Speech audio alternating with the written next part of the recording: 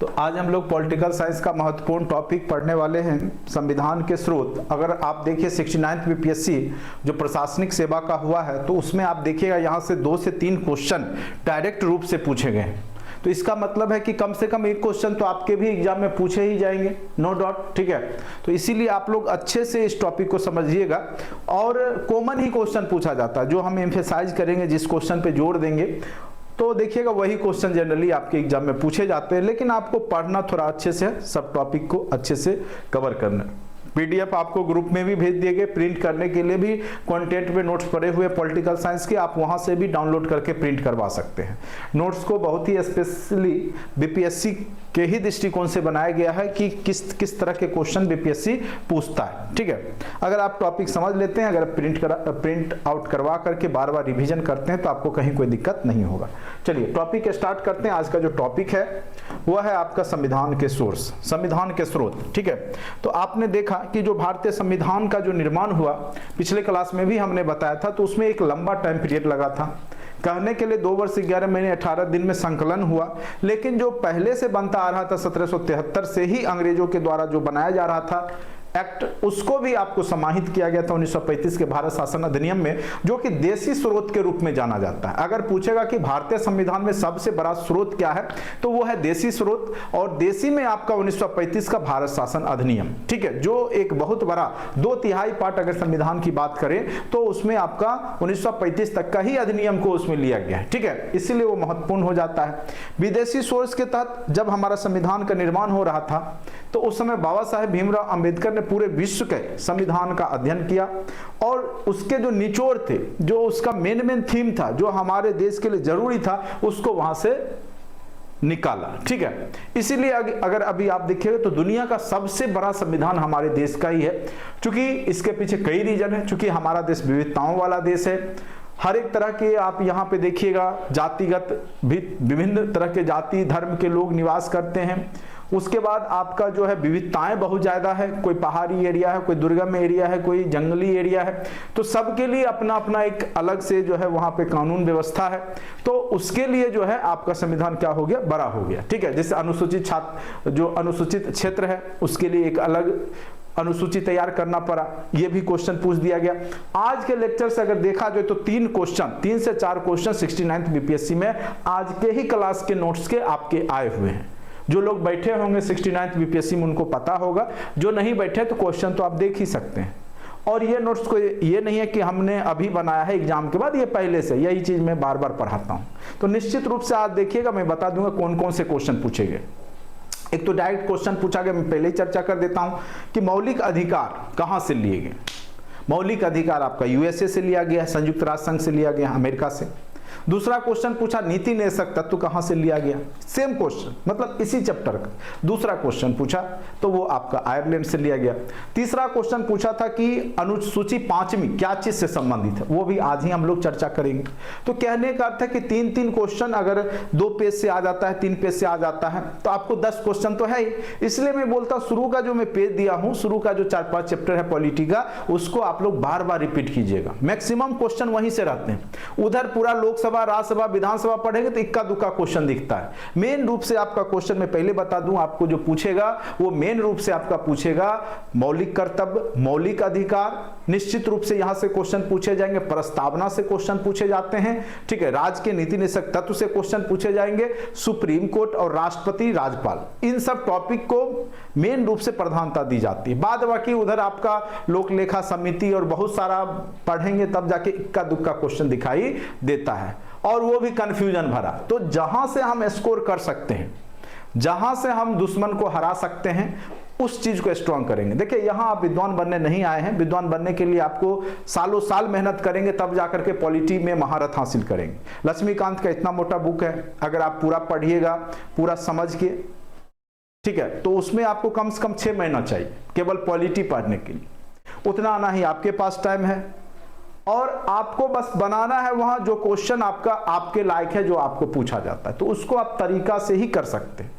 ठीक है। तो जो जो चैप्टर शुरुआत के हैं मैं बार बार बोल रहा हूं उसको आप बार बार रिपीट कीजिएगा, वहीं से मैक्सिमम क्वेश्चन पॉलिटी में देखने को मिलेगा आपको, और वहीं से क्वेश्चन आते हैं। आपको बोला नहीं, यही जो आपका दूसरा चैप्टर आज पढ़ा रहे हैं यहां से 3 क्वेश्चन है, और मुश्किल से 10 क्वेश्चन पॉलिटी के हैं, 10 से 12 क्वेश्चन है, 3 क्वेश्चन यहां से ही पूछ दिया, 2 क्वेश्चन आपका शुरुआती वाला पूछा था, ठीक है।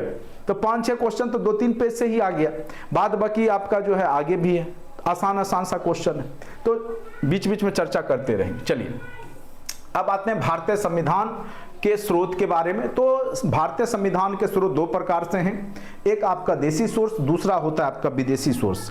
तो देसी सोर्स में आपका 1935 का भारत शासन अधिनियम है, 1935 का भारत शासन अधिनियम जो है देसी सोर्स के रूप में है। वही विदेशी सोर्स के रूप में जो है आपका, विदेशी सोर्स के रूप में आपके बहुत सारे देश के संविधान से जो पार्ट लिए गए हैं उसके बारे में अध्ययन करेंगे, ठीक है। तो यहाँ पर है भारतीय संविधान के अधिकांश उपबंध भारत शासन अधिनियम 1935, यानी 2/3 पार्ट तो आपका भारत शासन अधिनियम। ये भी क्वेश्चन पूछा होगा कि अधिकांश पार्ट जो है कहां से लिए गए, भारतीय शासन अधिनियम जो भारतीय संविधान का जब निर्माण हुआ तो उसमें अधिकांश पार्ट कहां से लिए गए, तो अधिकांश पार्ट आपके कहां से लिए गए हैं,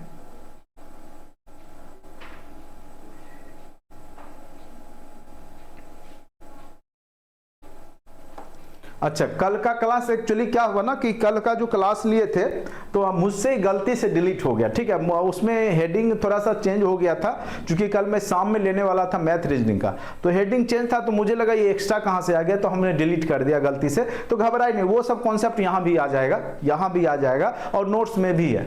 और आप लोग शायद यूट्यूब पे, तो यूट्यूब पे भी नहीं डाल पाए थे कल का क्लास, कोई बात नहीं है, मैं देखता हूं अगर कहीं होगा पड़ा हुआ, अगर निकल जाएगा तो मैं डाल दूंगा, नहीं तो टेंशन लेने की बात नहीं है, वो सब यहाँ पे फिर से रिपीट होगा, आगे रिपीट हो जाएगा, ठीक है। नहीं हुआ तो फिर एक दिन रिपीट कर देंगे, घबराइए नहीं, ठीक है। चलिए, भारतीय संविधान के अधिकांश उपबंध भारत शासन अधिनियम कहां से लिए गए हैं, 1935 से लिए गए। गलती तो होगा, आप कितना भी पढ़िए गलती तो होगा ही, पढ़ा हुआ तो सब कुछ रहता है, लेकिन आप वो 100% सही नहीं बना पाइएगा। तो रिजल्ट भी कौन सा आपको 150 या 120 में 120 पे बनता है, रिजल्ट भी तो आपको 120 में 60, 65, 70 पे ही बन जाता है।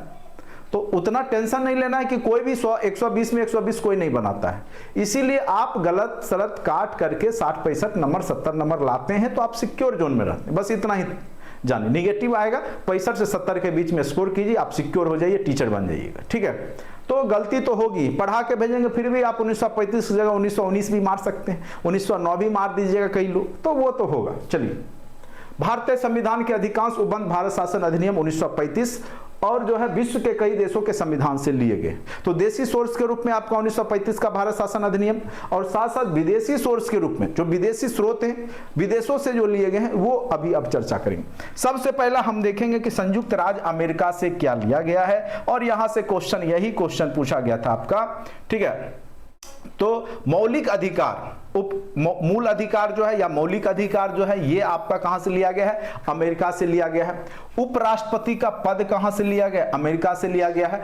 उद्देशिका जो आपका प्रस्तावना पे विचार है, यानी प्रस्तावना को जो भारतीय संविधान में लिया गया है, वो आपको कहां से लिया गया है, तो अमेरिका के ही संविधान से लिया गया। प्रस्तावना मतलब उद्देशिका, क्या संविधान का क्या उद्देश्य है, संविधान आखिर क्यों बनाया गया, वो किसके लिए बना है, किस दिन लागू हुआ, वो सब चीज की जानकारी हमको प्रस्तावना से ही पता चल जाता है। जैसे कोई मूवी रिलीज होता है, सबसे पहले उसका क्या आता है, ट्रेलर। जैसे अभी गदर आया, गदर मूवी, गदर 2 आया, तो 2 महीना पहले से उसका क्या हो रहा था, ट्रेलर रिलीज हो रहा था, ठीक है। तो क्यों, तो मेन उसको सीन दिखा करके लोगों को क्या करता है, आकर्षित करता है, जिससे कि लोग सिनेमा हॉल तक पहुंचे, ठीक है। तो उसी प्रकार से कह सकते हैं कि उद्देशिका में मेन चीज है, क्योंकि संविधान तो आपका बहुत बड़ा है, उसमें आपका 395 अनुच्छेद है, नहीं तो उतना संविधान तो आप पढ़ नहीं सकते हैं आम जनता, तो उद्देशिका तो पढ़ सकती है जनता।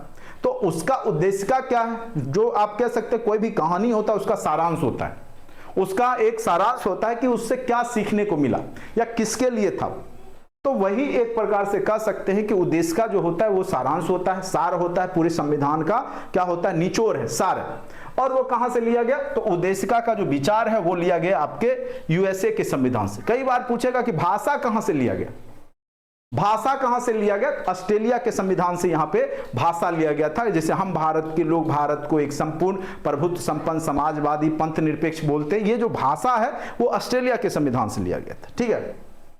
चलिए, न्यायिक पुनर्विलोकन, अगर मान के चलिए कोई भी निर्णय दिया गया सुप्रीम कोर्ट के द्वारा, तो फिर उसका पुनर्विलोकन के द्वारा भी उसको सही किया जा सकता है। जैसे अभी आप लोग टीचर का ही मामला को देखिए, बीएड वालों को जो है 125 में अलाउ नहीं किया गया सुप्रीम कोर्ट के द्वारा, तो कई लोग न्यायिक पुनर्विलोकन की बात कर रहे थे कि फिर से जो है इस पे पुनर्विलोकन हो, फिर से देखा जाए और इसमें सुधार किया जाए।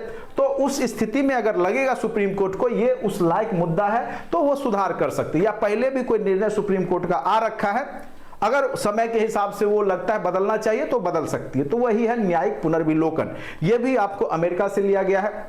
न्यायपालिका की स्वतंत्रता आपके देश में क्या है? कार्यपालिका, विधायिका, न्यायपालिका, जो तीन स्तंभ हैं वो तीनों स्वतंत्र हैं। ना ही सरकार न्यायपालिका पे जो है कुछ भी दबाव बना सकती है, ना ही न्यायपालिका क्या है सरकार पे दबाव बना सकता है। ठीक है, सभी अपने आप में एक स्वतंत्र स्तंभ हैं और तीनों के माध्यम से ही देश चलता है।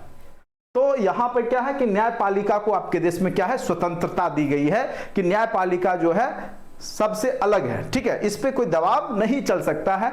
लेकिन अगर आप देखिए, अगर गौर करें तो आपको कहीं ना कहीं बहुमत वाले पार्टी का कुछ न कुछ दबाव महसूस न्यायपालिका भी करती है। आए दिन आप देखिएगा कई जज भी निकल के बोले हैं आकर के, तो वो सब चलता रहेगा। तो जो वर्चस्व में है, जिसकी सरकार है, वो तो कहीं ना कहीं दबाव बना ही देती है, लेकिन भारतीय संविधान में के हिसाब से वो क्या है पूर्ण रूप से स्वतंत्र है। ठीक है, उसके बाद है राष्ट्रपति पर महाभियोग। अगर राष्ट्रपति भी अगर कोई भी कानून बना लिया या कुछ भी ऐसा गलत काम में पकड़ा जाता है जो कि अनैतिक है या राष्ट्रपति के पद के लिए शोभनीय नहीं है, उस स्थिति में राष्ट्रपति को भी महाभियोग के माध्यम से हटाया जा सकता है। राष्ट्रपति को भी महाभियोग लगाया जा सकता है। ये सब सारे जो है ये आपके संयुक्त राज्य अमेरिका यानी यूएसए से लिए गए हैं, यूनाइटेड स्टेट ऑफ अमेरिका से ही लिए गए हैं। तो मौलिक अधिकार बार बार पूछेगा, मौलिक अधिकार की संख्या कितनी है वर्तमान में? तो 6 है। मौलिक अधिकार की संख्या कितनी है? 6 है। और कहां से ली गई है? तो यूएसए से। जब संविधान का निर्माण हुआ था तो उस समय मौलिक अधिकारों की संख्या 7 थी, लेकिन आपका 7वां जो संपत्ति का अधिकार था उसको वहां से मौलिक अधिकार से हटा करके विधि का अधिकार बना दिया गया। आगे जब हम लोग चर्चा करेंगे मौलिक अधिकार, जब चैप्टर आएगा तो और डीपली अच्छे से पढ़ेंगे। चलिए अब आते हैं कनाडा से क्या क्या लिया गया है। कनाडा से देखिए जो भी पूछता है यहां पे तो अवशिष्ट शक्ति जो है केंद्र के ही पास होती है, यानी जिस विषय पे आज तक कानून नहीं बनाया गया है, अगर उस पे कानून बनाना है, जैसे कोरोना आ गया, एकाएक आ गया, कोई नहीं जानता था कि कोरोना महामारी आएगी। अगर बीमारी से रिलेटेड कोई भी लॉ बनेगा कोरोना महामारी से, तो उस समय केंद्र बनाएगा ना कि राज्य बनाएगा। तो यानी अतिरिक्त या अवशिष्ट शक्ति किसके पास होती है?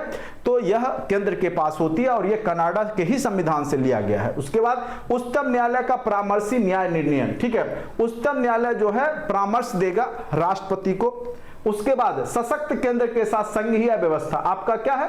आपका देश क्या है? राज्यों का संघ है, यूनियन ऑफ स्टेट्स। क्या है आपका देश? यूनियन ऑफ स्टेट्स है। नहीं, भारत क्या है? राज्यों का संघ है। अमेरिका भी राज्यों का संघ है, लेकिन वो यूनियन नहीं, फेडरेशन ऑफ स्टेट्स। वो क्या है? Federation of states. दोनों में अंतर है, यूनियन और फेडरेशन दोनों में अंतर होता है। वहां का राज्य चाहेगा तो वहां के संघ से अलग हो सकता है, लेकिन हमारे यहां अगर राज्य चाहेगा, बिहार चाहेगा हम केंद्र को छोड़ के बाहर भाग जाएं, अलग हो जाएं, तो वो संभव नहीं है। ठीक है, तो ये सब कहां से लिया गया है? तो आपके कनाडा से। केंद्र द्वारा राज्यपालों की नियुक्ति। हर एक आप देखिएगा प्रत्येक राज्य में एक राज्यपाल होते हैं जो कि केंद्र के ही प्रतिनिधि होते हैं। अगर केंद्र को कोई सूचना पहुंचाने वाला व्यक्ति है राज्य का प्रथम व्यक्ति, तो वो है आपका राज्यपाल। कोई भी समस्या होगा, क्योंकि वह केंद्र का व्यक्ति होता है और वहां पे वो सारी सूचना किसको पहुंचाएगा? केंद्र यानी राष्ट्रपति को देगा। ठीक है, तो प्रत्येक राज्य का जो राज्यपाल होता है वह केंद्र से चुन करके आते हैं और वह जो है सारी सूचना, राज्य की सूचना केंद्र तक पहुंचाता है। ठीक है, तो ये भी जो है केंद्र द्वारा राज्यपालों की जो नियुक्ति की जो प्रक्रिया है ये आपके कनाडा से लिया गया है। कहां से लिया गया है? तो कनाडा से लिया गया है। ठीक है,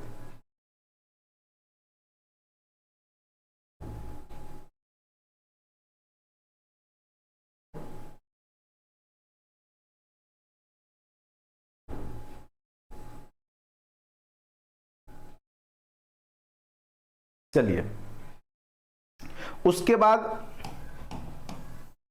ब्रिटेन से क्या क्या लिया गया है? ब्रिटेन से देखिए, ब्रिटेन से क्या क्या लिया गया है? संसदीय शासन प्रणाली। जो आपका संसद का शासन है वो कहां से लिया गया है? ब्रिटेन से लिया गया। संसदीय शासन प्रणाली जो है वो कहां से लिया गया है? ब्रिटेन से लिया गया है। याद रखिएगा, संसदीय शासन प्रणाली कहां से लिया गया है? तो याद रखना है आपको, ब्रिटेन से लिया गया है। भारत में क्या है? संसद के माध्यम से ही शासन होता है। संसद के 3 अंग होते हैं, लोकसभा, राज्यसभा और राष्ट्रपति, तीनों मिलकर के संसद का निर्माण करते हैं। तो संसदीय शासन प्रणाली कहां से लिया गया? तो ब्रिटेन से। ये क्वेश्चन कई बार पूछ चुका है, अत्यंत ही महत्वपूर्ण क्वेश्चन है। संसदीय शासन प्रणाली कहां से लिए गए हैं? तो यह संसदीय शासन प्रणाली जो है वो ब्रिटेन से ही लिया गया है। ठीक है, संसदीय शासन प्रणाली ब्रिटेन से ही लिया गया है।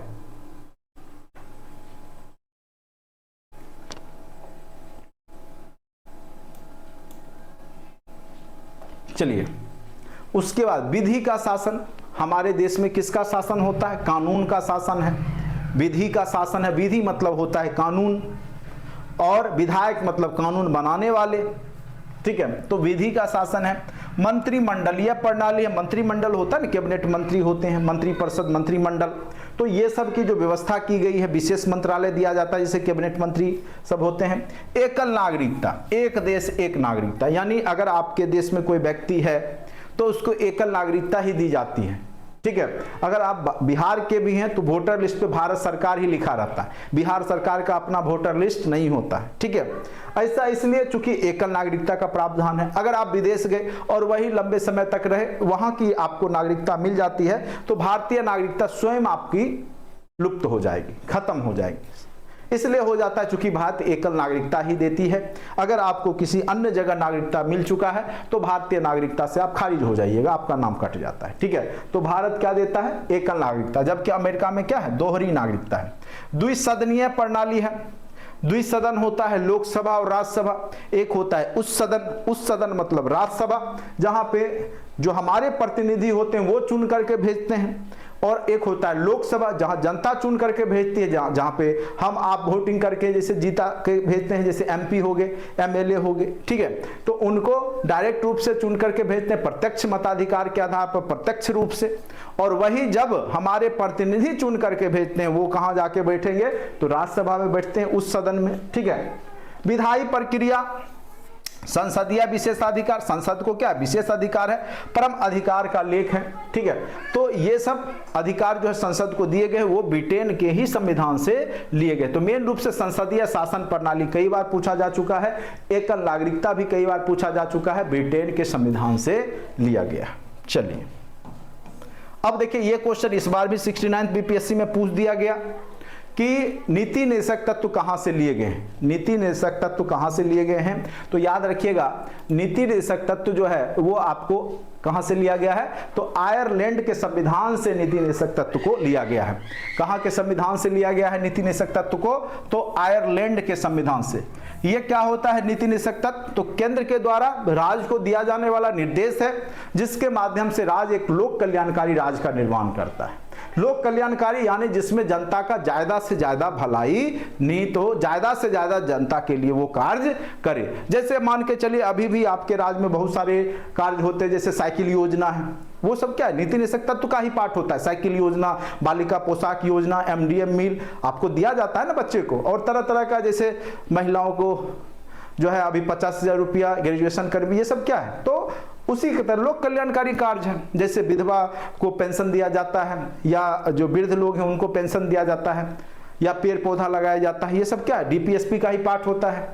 तो यानी नीति निर्देशक तत्व क्या हो गया? केंद्र के द्वारा दिया जाने वाला ऐसा निर्देश जो एक लोक कल्याणकारी राज्य का निर्माण करता है। ठीक है, अब आ जाते हैं राज्यसभा में कुछ सदस्यों का नामांकन। कुछ सदस्यों का जो होता है राज्यसभा में जो नामांकन होता है, ठीक है, डायरेक्ट रूप से होता है, वो चुनाव करके नहीं जाते हैं, बल्कि वो मनोनीत होकर के चले जाते हैं 12 सदस्य। ठीक है, तो यहां पर आयरलैंड के ही संविधान से ये सब जो है कॉन्सेप्ट आया है। ठीक है, चलिए अब आते हैं, सबसे महत्वपूर्ण है, ये कई बार पूछ चुका है, दक्षिण अफ्रीका वाला।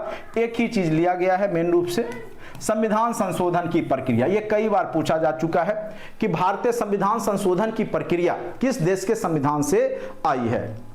भारतीय संविधान संशोधन की प्रक्रिया किस देश के संविधान से आई है? तो आपको याद रखना है कहां के संविधान से आया है, तो दक्षिण अफ्रीका के संविधान से। कहां के संविधान से आया है? तो याद रखना है आपको दक्षिण अफ्रीका के संविधान से आया है। ठीक है। राज्यसभा के सदस्यों का जो निर्वाचन होता है, आपको पता होगा राज्यसभा के सदस्यों का जो निर्वाचन की प्रक्रिया होती है वो आपका प्रत्यक्ष निर्वाचन नहीं होता। यहाँ पे जनता वोटिंग नहीं करती बल्कि प्रतिनिधि वोटिंग करते हैं। तो इसकी जो प्रक्रिया है निर्वाचन की, यह भी आपका कहां से लिया गया है? तो दक्षिण अफ्रीका के ही संविधान से लिया गया। अब देखिए जापान से मात्र एक ही चीज लिया गया है, विधि द्वारा स्थापित प्रक्रिया। तो कोई भी कानून बनेगा या कोई भी व्यवस्था स्थापित होगा तो उसमें कानून के माध्यम से ही होगा। उसके बाद है रूस, ये अत्यंत ही महत्वपूर्ण है। यहां से निश्चित रूप से आपको मौलिक अधिकार और मौलिक कर्तव्य निश्चित रूप से पूछे जाते हैं।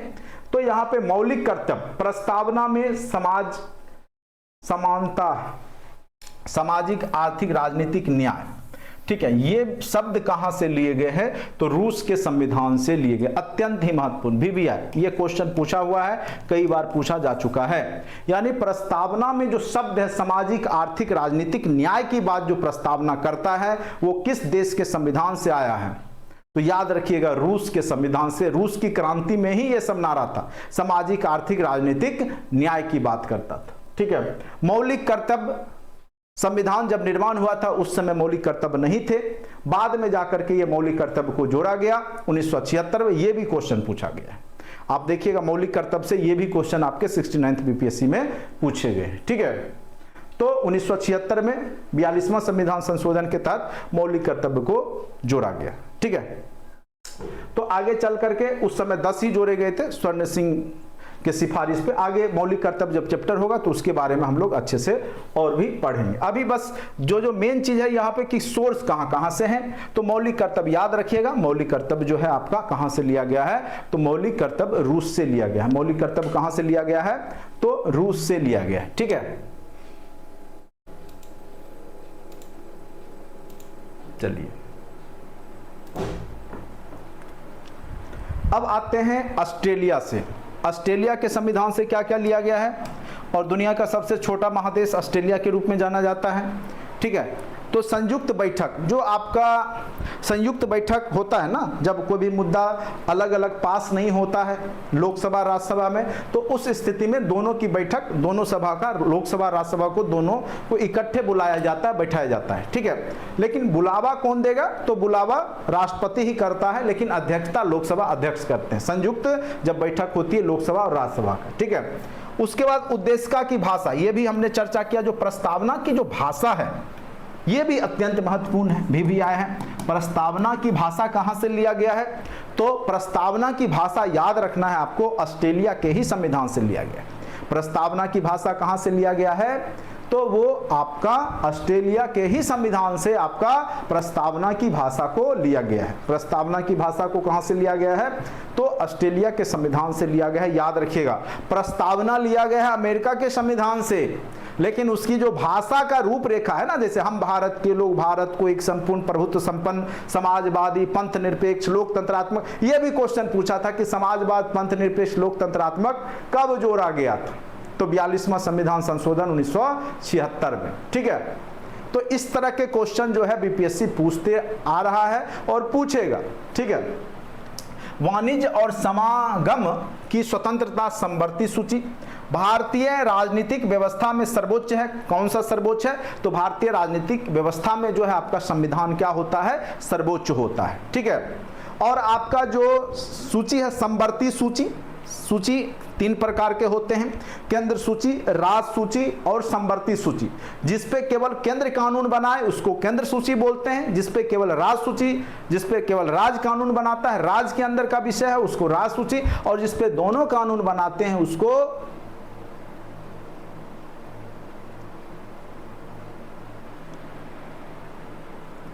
सर एक बार एग्जाम में कैसा क्वेश्चन था, किस किस के कितना एक क्लास में डिस्कशन कर। देखिए किस किस का क्वेश्चन था ये सब तो हमने क्वेश्चन भेज दिया, ये सब आपका काम है, हम आपको रिसर्च नहीं करेंगे, आप खुद कीजिए, क्वेश्चन देखिए कहाँ कहाँ से क्वेश्चन थे।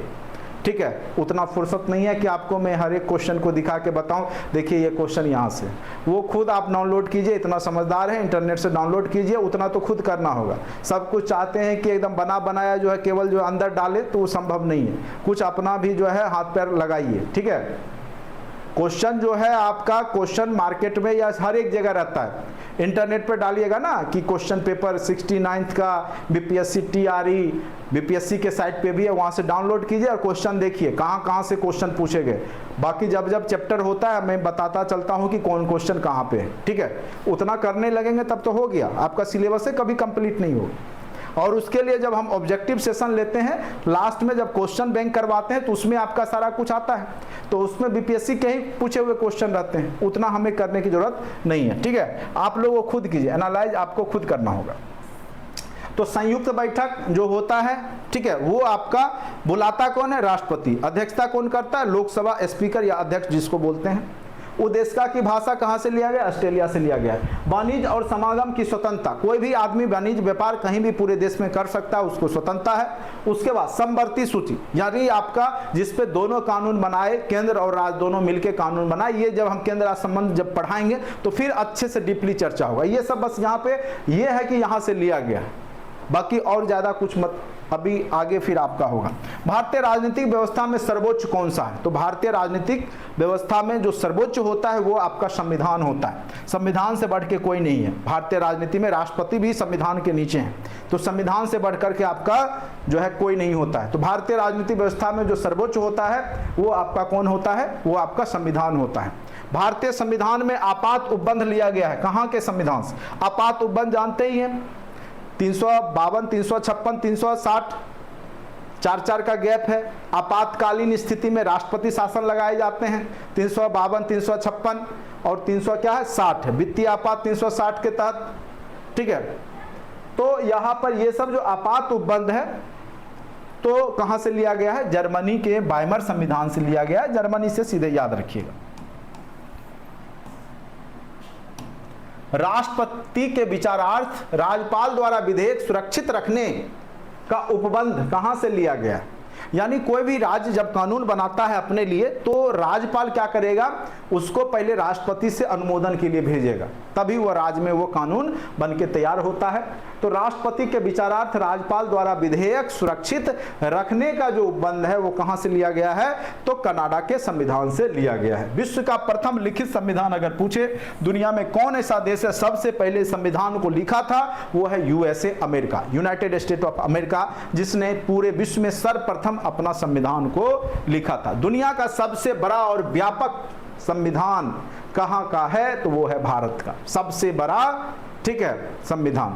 और कौन ऐसा देश है जिसका संविधान आज तक नहीं लिखा गया? तो ब्रिटेन का संविधान जो है मौखिक रूप से ही चलता है, आज तक उसको सही से लिखा नहीं गया है। ठीक है, चलिए अब आते हैं भारतीय संविधान। भारतीय संविधान के बारे में जानेंगे। तो भारतीय संविधान क्या होता है? तो एक लिखित दस्तावेज है। ठीक है, भारतीय संविधान क्या है? एक लिखित दस्तावेज है जिसके अनुसार देश का शासन चलाया जाता है। संविधान है होता है संविधान, विधान मतलब कानून, एक ऐसा कानून जो सबके लिए बराबर है, चाहे गरीब हो अमीर हो चाहे जैसे लोग हो। भारत में ऐसा नहीं कि गरीबों को सरकारी नौकरी में बैठने का मौका नहीं दिया जाता है, अमीरों को ही दिया, ऐसा है। अगर मर्डर करते हैं चाहे वो गरीब हो चाहे अमीर हो, सबको बराबर की ही सजा होगी सही ढंग से। ये अलग बात है दबाव पड़ जाता है, जो पैसे वाले लोग हैं वो अपने पैसे के बदौलत दबाव देते हैं, वो बरसों से चलते आया। ठीक है, लेकिन फिर भी आपके देश में हद तक आपका संविधान क्या करता है? सबको समरूपता से देखता है। चलिए, भारतीय संविधान एक महत्वपूर्ण लिखित दस्तावेज है जिसके अनुसार देश का शासन चलाया जाता है। संविधान निर्मित करने के लिए संविधान का गठन, यही सब कल चर्चा हुआ था, इसलिए परेशान होने की जरूरत नहीं है। संविधान सभा का गठन जो हुआ था वो 1946 के कैबिनेट मिशन प्लान के तहत हुआ था।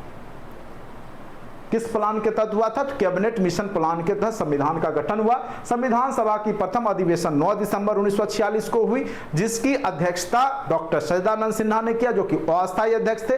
फिर आपका दोबारा 11 दिसंबर 1946 को हुआ, जिसके अस्थायी रूप से अध्यक्ष डॉक्टर राजेंद्र प्रसाद बने।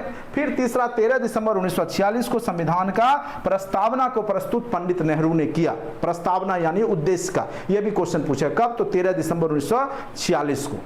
13 दिसंबर 1946 को प्रस्तावना प्रस्तुत किसने किया था? तो पंडित जवाहरलाल नेहरू। 9/11/13, दो दिन का गैप है, 9/11/13 याद रखिए।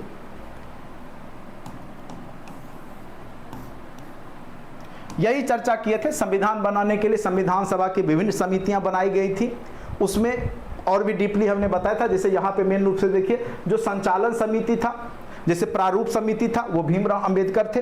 ये कई बार क्वेश्चन पूछा जा चुका है। प्रारूप समिति के अध्यक्ष कौन थे? तो डॉक्टर भीमराव अंबेडकर थे, याद रखना है, ठीक है। दूसरा है आपका संघ समिति। संघ समिति के कौन थे? पंडित जवाहरलाल नेहरू। प्रांतीय समिति सरदार वल्लभ भाई पटेल, और झंडा समिति जेबी कृपलानी, ठीक है। तो इस तरीका से आपको याद रखना है। संविधान सभा की सबसे महत्वपूर्ण समिति प्रारूप समिति है, जिसमें कुल 7 सदस्य थे। एक अध्यक्ष, जो कि अध्यक्ष के रूप में भीमराव अंबेडकर, और 6 अन्य, जिसकी चर्चा हमने कल कर दिया था। वही सब चीज यहाँ से लिया गया है। मेन जो क्वेश्चन आपको कहाँ से क्वेश्चन पूछे जा सकते हैं, उसी चीज को शॉर्ट फॉर्म में यहाँ पे लिखा गया है। स्वदेशी सोर्स के अंतर्गत नेहरू रिपोर्ट जो है 1928 का है, और 1935 का भारत शासन अधिनियम है। संविधान को तैयार होने में कितने दिन लगे थे? तो 2 वर्ष 11 महीने 18 दिन का समय लगा था। 2 वर्ष 11 महीने 18 दिन का समय लगा था। उसके बाद संविधान द्वारा नवनिर्मित संविधान को तैयार कब किया गया था, अंगीकृत कब किया गया था? तो 26 नवंबर 1949 को। इसीलिए 26 नवंबर का दिन हम लोग क्या विधि दिवस के रूप में मनाते हैं। अगर कई बार क्वेश्चन पूछ देता है संविधान बन के कब तैयार हुआ, और आप 26 जनवरी 1950 मार के खुश हो जाते हैं। तो 26 नवंबर 1949 को संविधान बन के तैयार हुआ था और लागू हुआ था 26 जनवरी 1950 को। ये क्वेश्चन आपको बार बार पूछता है, इसीलिए। और 26 नवंबर को ही इसी कारण विधि दिवस, कानून दिवस के रूप में हम लोग मनाते हैं, ठीक है। संविधान सभा की अंतिम बैठक जिस दिन लागू हुआ उससे 2 दिन पहले हुआ, जब वहां पे साइन किए जो भी उपस्थित थे उसमें सदस्य थे, जिसमें डॉक्टर राजेंद्र प्रसाद को भारत का राष्ट्रपति बनाया गया। 26 जनवरी 1950 को संविधान पूरे देश में लागू हो गया, जिसमें टोटल 395 अनुच्छेद, कितने अनुच्छेद हैं? 395 अनुच्छेद। ये सब आपको पता ही होगा। 22 भाग, कितने भाग हैं? 22 भाग, और 8 अनुसूचियां थी। अभी अनुसूचियों की संख्या कितनी है? तो 12। उस समय कितनी थी? 8 अनुसूचियां थी। उस समय कितनी अनुसूचियां थी? 8। अभी कितना है? 12 अनुसूची, ठीक है। उसके बाद संविधान निर्माण में सबसे महत्वपूर्ण योगदान डॉक्टर भीमराव अंबेडकर का था। इसीलिए संविधान का जनक यानी फादर ऑफ इंडियन कॉन्स्टिट्यूशन किसको कहा जाता है? तो भीमराव अंबेडकर को। किसको कहा जाता है? तो भीमराव अंबेडकर को भारतीय संविधान का जनक कहा जाता है, ठीक है। संविधान बनने में कितना समय लगा? 2 वर्ष 11 महीने 18 दिन। किस मिशन के तहत? तो कैबिनेट मिशन 1946 के तहत संविधान सभा का निर्माण हुआ था। कितने सदस्य थे? आपको बताया था 389। कितने सदस्य चुन के आए थे? 389, 389, ठीक है। लास्ट में लेकिन जब वो अलग हो जाता है पाकिस्तान वाला, तो 99 उधर चले जाते हैं, 299 इधर रह जाता है, और 299 ने अंतिम रूप से साइन किया था संविधान। तो ये सब क्वेश्चन, जिसमें 15 महिलाएं थी, जिसमें कितनी महिलाएं थी? तो 15 जो है महिलाएं थी, याद रखना है। अब पहला टॉपिक आते प्रस्तावना, चूंकि संविधान का पहला पार्ट ही है। अब यही सब जो चीज अभी हमने पढ़ा वो चैप्टर बन जाएगा। अब क्या हो जाएगा? वो सारा चैप्टर के रूप में हम लोग पढ़ेंगे। सबसे पहला चैप्टर आएगा प्रस्तावना। बिल्कुल, टेस्ट में माइनस मार्क भी है। अभी तो आपको हमने 1/4 ही माइनस मार्किंग लगाया है, लेकिन जो कि आपका सिलेबस आएगा, नोटिफिकेशन आ जाएगा, उसके बाद हो सकता है कि आपका 1/3 आपका जो है 1/3 आपका निगेटिव हो जाएगा, ठीक है। तो उसी हिसाब से आप लोग जो है तैयारी करना शुरू कीजिए। आगे चल करके हो सकता है आपका 1/3 हो जाएगा, क्योंकि अभी तो आपको 1/4 ही निगेटिव हम ले रहे हैं। अब निगेटिव देगा नहीं देगा, लेकिन 99% रखिए कि निगेटिव आ गया है बीपीएससी में, तो वो आपको भी दे देगा। या हो सकता है, क्योंकि 6 to 8 का पहली बार हो रहा है, तो हो सकता है कि इस बार भी आपको, चूंकि सीट भी ज़्यादा है, 70,000 सीट है, तो हो सकता है निगेटिव मार्किंग नहीं हो। तो आपके लिए वो तो वरदान वाली बात हो जाती है निगेटिव नहीं होना, तो वो तो लास्ट के समय में होगा, लेकिन हमको मान के चलना है कि निगेटिव होगा, और उसी हिसाब से तैयारी कीजिए। बाद बाकी अगर हो जाए, जैसे पिछले बार भी हम लोग निगेटिव मान के ही पढ़ाई कर रहे थे, और हमने टेस्ट भी बनाया था, उसमें निगेटिव मार्किंग डाला हुआ था, लेकिन लास्ट में 4 दिन पहले निर्णय आया कि निगेटिव मार्किंग हट गया, तो और खुशी की बात हुई और अच्छी बात है। निगेटिव अब पता चला होगा, कई लोग बोले सर निगेटिव हटा दिया अब टेंशन हो गया। अब पता चला होगा कि कितना पॉजिटिव बनाते, कितना निगेटिव लिए होंगे। फायदा हुआ कि नुकसान हुआ अब आपको पता चला होगा। उस समय हमने बोला था कि फायदा ही होगा, नुकसान नहीं होता है, निगेटिव आने से ज़्यादा नुकसान होगा आपको, जान लीजिए। चलिए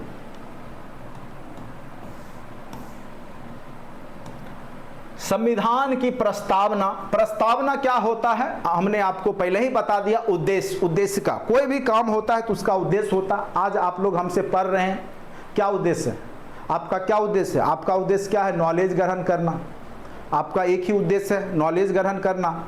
और मेरा एक ही उद्देश्य है, इनकम जनरेट करना। धरती पर आदमी दो ही तरह का काम करता है इकोनॉमी रूप से, एक आर्थिक, दूसरा गैर आर्थिक। ठीक है, मैं आर्थिक काम कर रहा हूं और आप गैर आर्थिक काम कर रहे हैं। गैर आर्थिक मतलब आपको पैसा तो नहीं बनने वाला है, आपको इनकम तो जनरेट नहीं हो रहा है, लेकिन आपको हम पढ़ाएंगे तो हमको इनकम जनरेट होगा। तो हम पैसे के लिए पढ़ा रहे और आप जो है नॉलेज के लिए पढ़ रहे हैं, तो दोनों लोग यहाँ जुड़े हुए। ठीक है, तो एक उद्देश्य है, तो उसी प्रकार से हर एक काम के पीछे उद्देश्य होता है। तो संविधान का उद्देश्य क्या है? देश को किस तरीका से सही ढंग से चलाया जाए, किस तरीका से विधि व्यवस्था को बनाया जाए, वही उद्देश्य है। उसी के बारे में हम लोग पढ़ेंगे। उद्देश्य का 13 दिसंबर 1946 को प्रस्तुत किया गया था संविधान सभा के सामने में। और प्रस्तुत करने वाले कौन थे?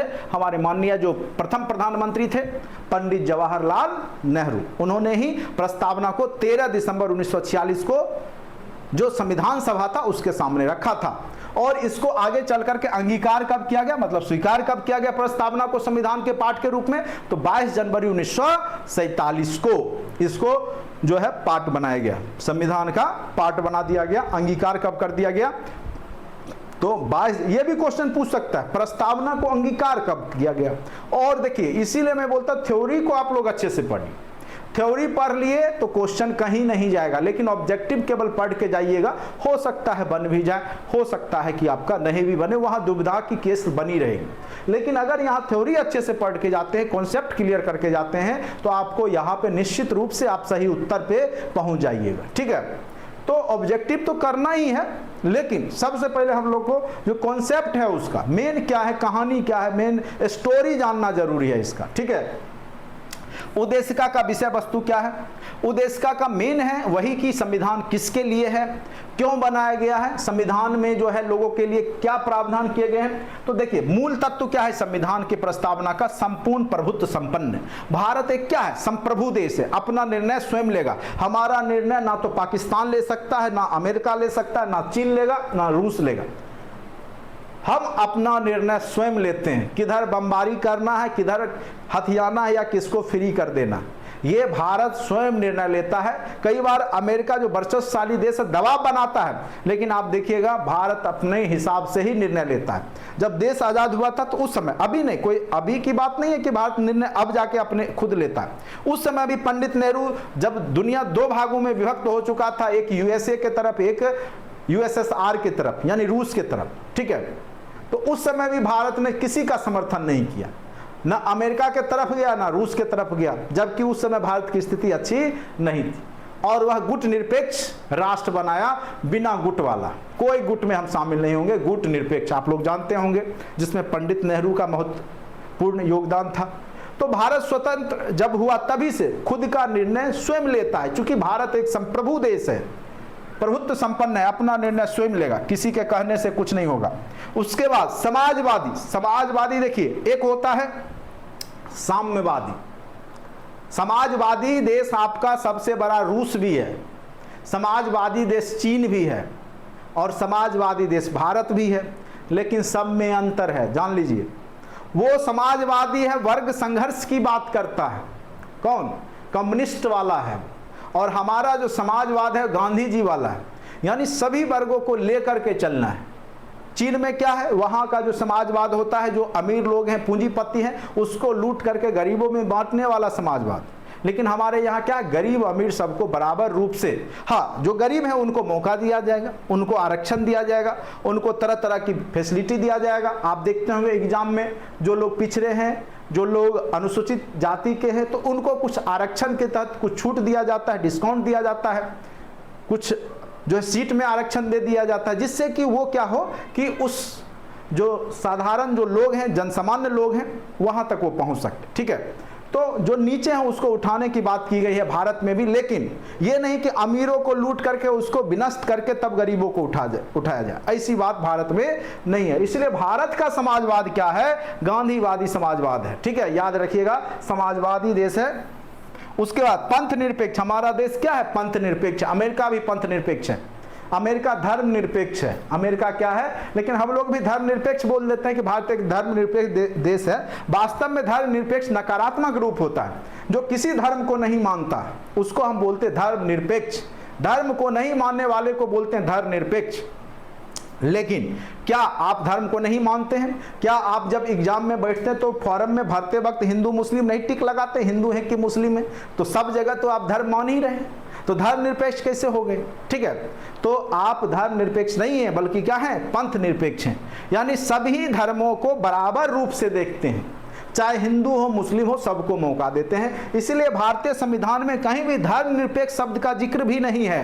केवल और केवल जो शब्द दिए गए हैं वो है पंथ निरपेक्ष शब्द दिए गए। ठीक है, उसके बाद लोकतांत्रिक गणराज्य। आपका देश क्या है? लोकतांत्रिक गणराज्य है। लोकतंत्र मतलब होता है जनता का शासन। अब कहिएगा गणराज्य क्या होता है?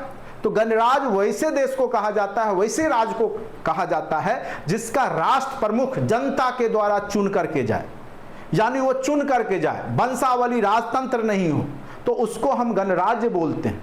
ब्रिटेन में भी लोकतंत्र है, लेकिन वह गणराज्य नहीं है, क्योंकि वहाँ का जो सबसे ऊपर वहाँ की महारानी और महाराजा होते हैं। जॉर्ज तृतीय, जॉर्ज पंचम, ये सब पढ़ते होंगे, महारानी विक्टोरिया, एलिजाबेथ। ठीक है, तो सबसे ऊपर वहाँ क्या है? महाराजा महारानी का परिवार है, राष्ट्रपति के तरह। लेकिन आपके देश में क्या है? एक देखिए अभी कौन बनी? द्रौपदी मुर्मू, जो कि एक अनुसूचित जनजाति से आती हैं, जो कि समाज का सबसे दलित वर्ग होता है। तो वहां से आकर के ये अभी राष्ट्रपति बन सकते हैं। तो इसीलिए चूंकि भारत एक गणराज्य देश है और यहाँ के राष्ट्र प्रमुख भी चुन करके ही आएंगे, याद रखिएगा। ठीक है, ये अलग बात है कि उसको जनता वोट नहीं करती, लेकिन जनता के प्रतिनिधि तो करते हैं। तो अप्रत्यक्ष रूप से कहीं ना कहीं वो जनता से ही चुन के आए, जिसको हम चुने वो उसको चुना। तो डायरेक्ट तो लिंक है ही, इनडायरेक्ट रूप से जनता से और प्रत्यक्ष मताधिकार के तरफ। चलिए, तो यहां तक उम्मीद करते हैं आपको समझ गए होंगे। ठीक है, उसके बाद उद्देशिका में आपका समता, प्रतिष्ठा और अवसर की बात करता है। आपके खिलाफ या आपको कोई प्रतिष्ठा हनन नहीं कर सकता है, आपको समान अवसर दिया जाता है, सबको नौकरी के लिए, सभी जाति धर्म के लोगों को अवसर दिया जा रहा है। उसके बाद न्याय की बात करें तो सामाजिक, आर्थिक, राजनीतिक न्याय, तीनों स्तर के न्याय आपको दिए जाते हैं।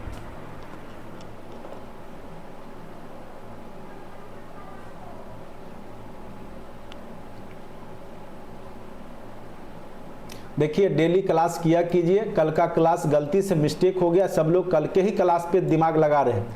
आज जो क्लास हो रहा है इस पे दिमाग अभी आपका किसी का नहीं है।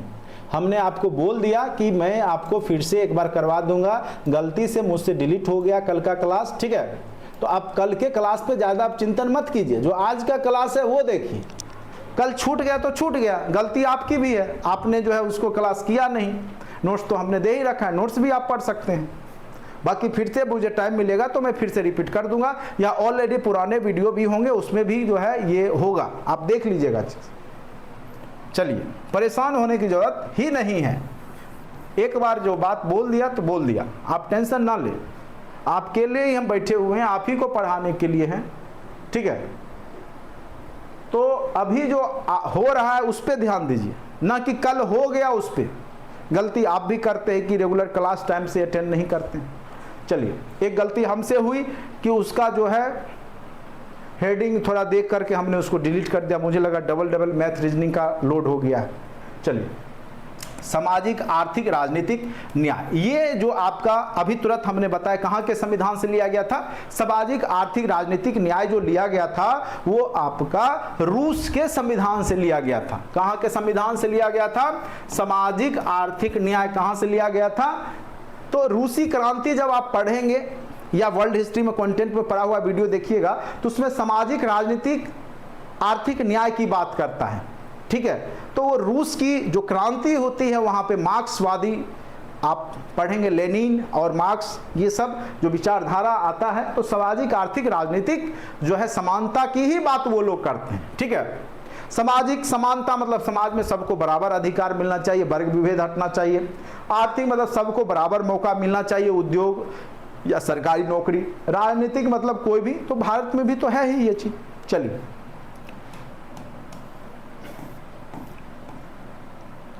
अब देखिए स्वतंत्रता, समानता, स्वतंत्रता और बंधुत्व कई बार पूछेगा। समानता, स्वतंत्रता और बंधुत्व। बंधुत्व से एक क्वेश्चन पूछ दिया था ना आप लोग को, बंधुत्व का अर्थ क्या होता है? भाईचारा, एकता, अखंडता बना के रखना। तो समानता, स्वतंत्रता और बंधुत्व किस क्रांति का नारा था? क्या पूछेगा? समानता, स्वतंत्रता और बंधुत्व किस क्रांति से आया है? भारतीय संविधान में यह भी पूछ सकता है। तो याद रखिएगा, फ्रांस की क्रांति। कहां से आया है? फ्रांस की क्रांति। समानता, स्वतंत्रता और बंधुत्व कहां से आया है? तो फ्रांस की क्रांति से आया है, याद रखना है आपको, ठीक है। चलिए, तो यहां पे देखिए स्वतंत्रता के रूप में आपको विचारिक स्वतंत्रता है, आप विचार प्रकट कर सकते हैं। कोई व्यक्ति, आप जो है किसी को भी विचार अपना रख सकते हैं। अभिव्यक्ति की आजादी है। मीडिया क्या होता है? अभिव्यक्ति की आजादी है, तभी तो आप किसी के खिलाफ बोल लेते हैं। नहीं, उसके बाद धर्म, धर्म की भी आपको स्वतंत्रता दी गई है। कोई भी धर्म मान सकते हैं, हिंदू हो, मुस्लिम हो, सिख है, मुस्लिम से सिख बन जाइए, सिख से हिंदू बन जाइए, हिंदू से इस्लाम धर्म को मान लीजिए, क्या दिक्कत? मान सकते हैं ना, क्योंकि आपको स्वतंत्रता दी गई है।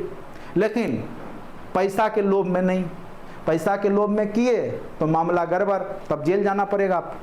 केवल ये पता हो कि यह जो है निष्पक्ष भाव से अपने इच्छा से बना है, डेडिकेटेड हो करके, डिवोटेड होके, तब तो कोई दिक्कत नहीं है। अब पता चला इधर 1 लाख रुपया मिला, धर्म परिवर्तन कर लिया, तब तो आपको खूब कुटैया होगा।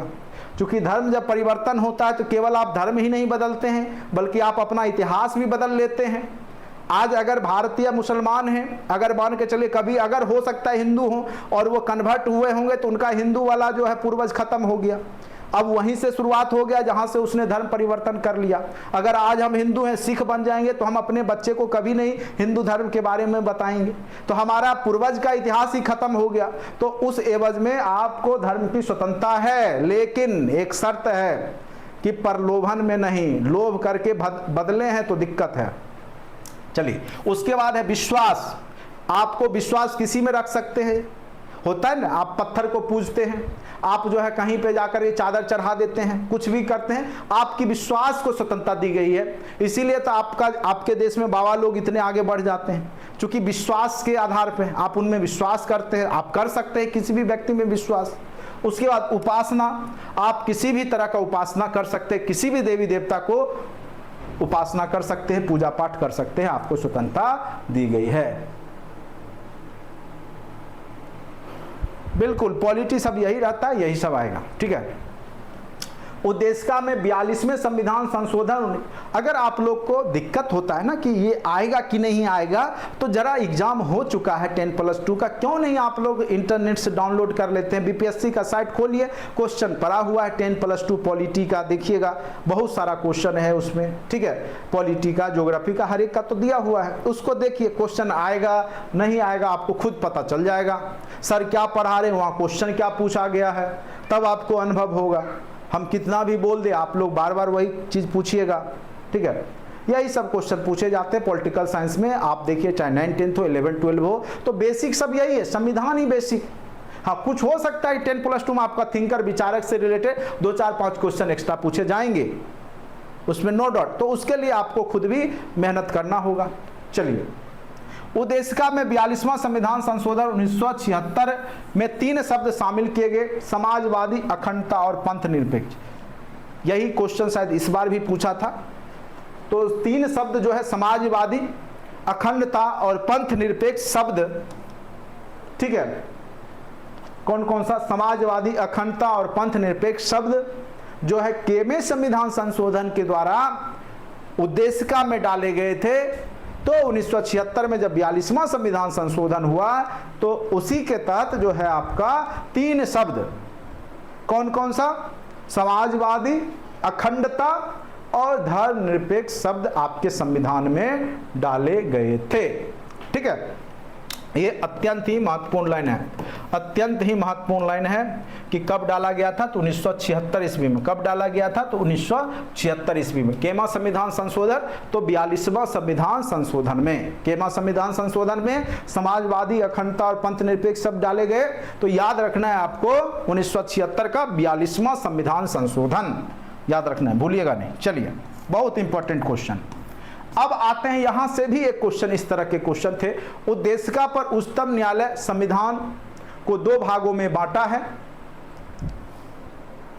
एक स्वीकृत और दूसरा अस्वीकृत।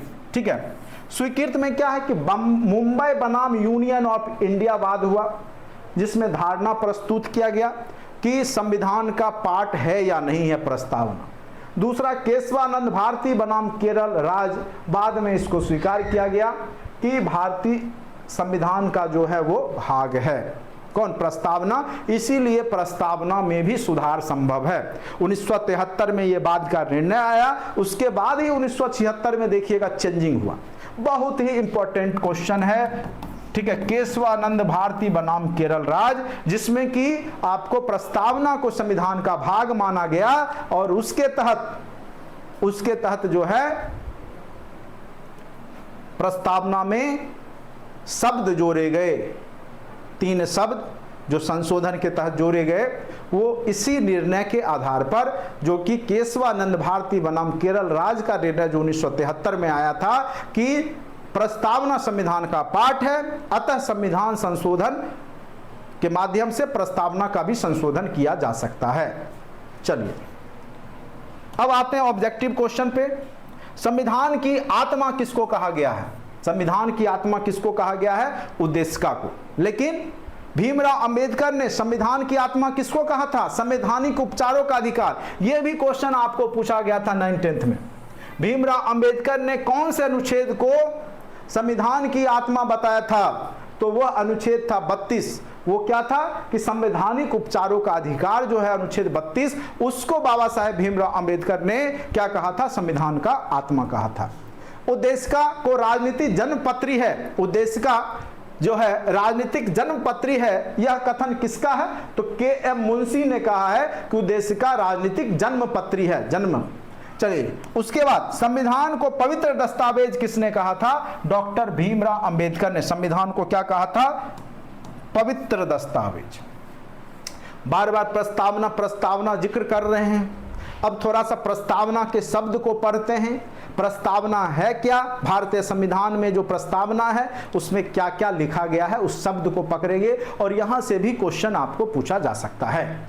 चलिए, पहला है, हम भारत के लोग भारत को एक संपूर्ण प्रभुत्व संपन्न, समाजवादी, पंथ निरपेक्ष, लोकतंत्रात्मक गणराज्य बनाने के लिए तथा उसके समस्त नागरिकों को सामाजिक, आर्थिक, राजनीतिक, न्याय, विचार, अभिव्यक्ति, विश्वास, धर्म और उपासना की स्वतंत्रता, प्रतिष्ठा और अवसर की समता प्राप्त कराने के लिए तथा उन सब में व्यक्ति की गरिमा और राष्ट्र की एकता और अखंडता सुनिश्चित करने वाली बंधुता बढ़ाने के लिए अपनी संविधान सभा में आज तारीख 26 नवंबर 1949 को, जो कि हिंदी का तिथि है, को एतद द्वारा इस संविधान को अंगीकृत, अधिनियमित और आत्मर्पित करते हैं। अब देखिए यहाँ पे जो शब्द आए हैं, क्या आए हैं? हम भारत के लोग, यानी संविधान निर्माता कौन है? हम भारत के लोग। भारतीय जनता ने ही संविधान निर्माण किया है और लागू भी किस पे होगा? भारतीय जनता पे ही लागू होगा। भारत को एक संपूर्ण प्रभुत्व संपन्न, प्रभुत्व संपन्न मतलब अपना निर्णय स्वयं लेगा, समाजवादी बता ही दिए, पंथ निरपेक्ष इसका भी अर्थ बता दिए, लोकतंत्रात्मक ये भी बता दिए, गणराज्य भी बता दिए, सब अर्थ बता दिए हैं। ठीक है, समता स्वतंत्रता जान ही रहे हैं। और देखिए लास्ट का जो शब्द है, एतद द्वारा इस संविधान को अंगीकृत, अंगीकृत मतलब होता है स्वीकारना, स्वीकार करते हैं। ठीक है, आत्मर्पित यानी खुद के ऊपर भी आत्मर्पित करते हैं, केवल स्वीकारते ही नहीं हैं बल्कि अपने ऊपर भी लागू करते हैं। जो व्यक्ति बना रहे थे वो भी कि हम निर्माता हैं, हम पे नहीं लागू होगा, ऐसी बात नहीं है। जो बना रहे थे वो भी पढ़ रहे थे, अंगीकृत और लास्ट में क्या लिखा हुआ है, आत्मर्पित करते हैं। दोनों का अलग अलग मीनिंग है। अंगीकृत मतलब स्वीकार करना, आत्मर्पित मतलब खुद के ऊपर भी लागू करना। तो यही है उद्देश्य का, जिसका कि मेन थीम है आपके संविधान का, जो कि उद्देश्य है। संविधान क्या करता है कि आपको समाजवादी देश बनाने में, संपूर्ण प्रभुत्व संपन्न स्थापित करने में, समता का अधिकार दिलाने में, स्वतंत्रता आपको दिलाने में, भाईचारा बढ़ाने में, ये सब में आपको महत्वपूर्ण भूमिका निभाता है। और इसको 26 नवंबर 1949 को, ठीक है, बन करके ये रेडी हुआ और इसको 26 जनवरी 1950 को लागू किया गया। चलिए, उम्मीद करते हैं कि आप लोग को आज का क्लास अच्छा लगा होगा। देखिए, हम जितना ही पढ़ाएंगे आपको महत्वपूर्ण तत्व को पढ़ाएंगे, नो बकवास, नो टाइम पास, ठीक है। जितना पढ़ाते हैं उतना पढ़िए, बार बार रिपीट कीजिए। अगर आपका अच्छा होना होगा तो उसी में हो जाएगा। चलिए, आज के लिए इतना ही, धन्यवाद।